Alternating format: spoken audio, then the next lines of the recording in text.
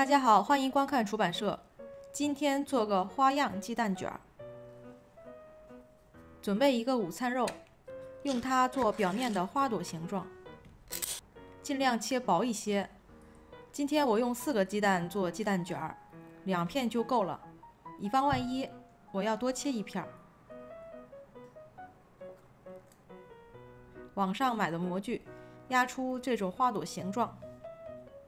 买个模具其实挺好的，给生活带来了不少的仪式感。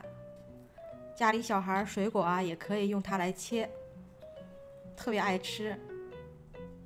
剩下的边角料扔之可惜，剁碎，一会儿放到鸡蛋里头。差不多了。我用1个辣椒做绿叶，家里有小孩可以用香葱或者是不辣的一些蔬菜。最后的成色来说，辣椒的颜色应该算是最好的吧，能保持住翠绿。先打2个鸡蛋，剩下的2个鸡蛋要分离蛋黄和蛋清，蛋白要单装到1个容器里，稍后做外皮。居然还有1个双蛋黄的，从小也不知道为什么看到这种双蛋黄就莫名的高兴。蛋清里加辣椒末进行搅拌，将刚才切碎的午餐肉放到蛋黄里头进行搅拌。我没有放盐，午餐肉是咸的，如果要放盐就放一点点就够了。想要味道更好，可以再加一点大喜大。开到最小火，抹1层油，等温度稍微上来，倒1点蛋液，蛋液不要铺太厚了，薄薄1层就可以了。大约8、9分熟的时候开始卷。开始的时候不要太在意模样，开头部分是卷到里头的，做好之后是看不出来的，所以可以随意一些。往后卷的时候尽量完整一点就可以。其实家里备个这种蛋卷锅，用处还是蛮多的。做个鸡蛋卷，烤个面包，或者做一些简单的早餐都会用到。像这样一边加蛋液一边卷，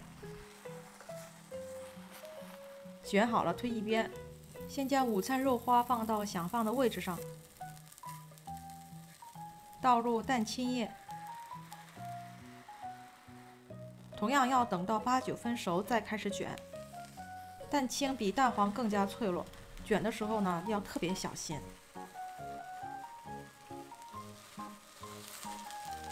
OK 了，拿出来，放凉一会儿切会更简单，热的时候容易散，尽量小心一些。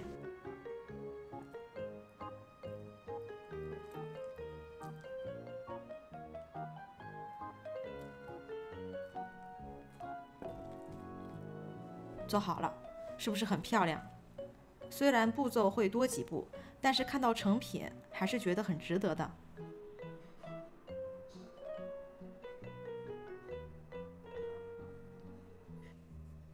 我先尝一口，我没有放任何的调味料，但是吃起来也不会觉得淡到无法承受。口味不重的朋友，我感觉也能接受。今天就到这里了，喜欢我的视频记得订阅关注我的频道，我们下次再见。